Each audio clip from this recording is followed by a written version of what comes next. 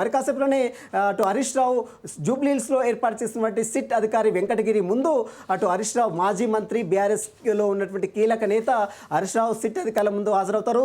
ఈ సిట్ అధికారులు హాజరైన తర్వాత అనేక ప్రశ్నలు కూడా సిట్ అధికారులు ప్రశ్నించే అవకాశం ఉంది. ప్రధానంగా ఫోన్ ట్యాపింగ్ వ్యవహారం కేసులో మీపై వస్తున్నటువంటి అభియోగాలకు సంబంధించిన అంశాలపై మీరు ఏ సమాధానాలు చెప్తారు?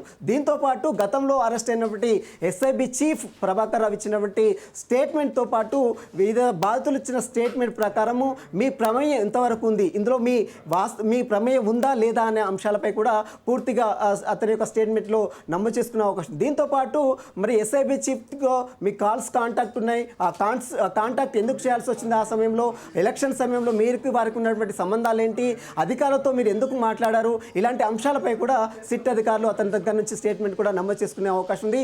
మొత్తం మీద తెలంగాణ రాష్ట్రంలో తీవ్ర రాజకీయ దుమారం రేపుతున్నటువంటి ఈ ఫోన్ ట్యాపింగ్ కేసు ఇంకా మున్ముందు ఇంకా ఎంతమంది అధికారులు విచారిస్తారు. ఇప్పటికే హరీష్ రావుకు నోటీసులు సర్వ్ చేశారు, ఆ తర్వాత కేటీఆర్కి సైతం నోటీసులు ఇస్తారని వార్తలు వినిపిస్తున్నాయి. ఆ తర్వాత అధినేత బీఆర్ఎస్ అధినేత కేసీఆర్ సైతం నోటీసులు ఇస్తారని ఆరోపణలు వినిపిస్తున్నాయి. ఈ తర్వాత మళ్ళీ సంతోష్ రావు, అప్పట్లో ఎంపీగా పనిచేస్తున్నటువంటి సంతోష్ రావుకు నోటీసులు ఇస్తారని ఆరోపణలు వినిపిస్తున్నాయి. ఇప్పటివరకైతే కేవలం అధికారుల స్టేట్మెంట్తో పాటు బాధితులు ఏదైతే టీపీసీసీ అధ్యక్షుడు ఉన్నటువంటి మహేష్ కుమార్ గౌడ్ స్టేట్మెంటు, అదేవిధంగా కేంద్ర హోంశాఖ సహాయ మంత్రి బండి సంజయ్ స్టేట్మెంట్ ఇప్పటివరకు నమోదు చేస్తున్నారు. కానీ ఇప్పుడు ఏకంగా ఆరోపణలు వినపడుతున్నటువంటి నేతల రాజకీయ నేతలు, అది కూడా ప్రతిపక్షంలో ఉన్నటువంటి నేతలను పిలిచి విచారించడం పట్ల రాజకీయంగా తీవ్ర దుమారం అయితే రేపుతున్న పరిస్థితి కనబడుతుంది. మరి చూడాలి, ఈరోజు హరీష్ రావు స్టేట్మెంట్ నమోదు చేసుకున్న తర్వాత మళ్ళీ తిరిగి మరి హరీష్ రావుకి మళ్ళీ నోటీసులు ఇస్తారా? ఇప్పుడే జూబ్లీహిల్స్ పరిసర ప్రాంతంలో భారీగా పోలీసులు మోహరించారు.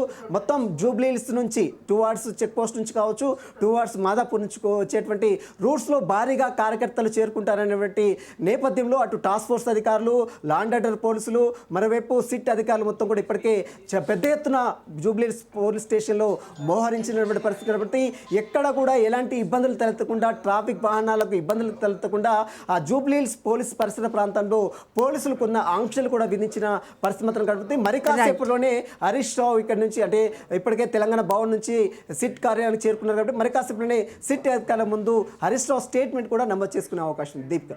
Right Sunil, thank you.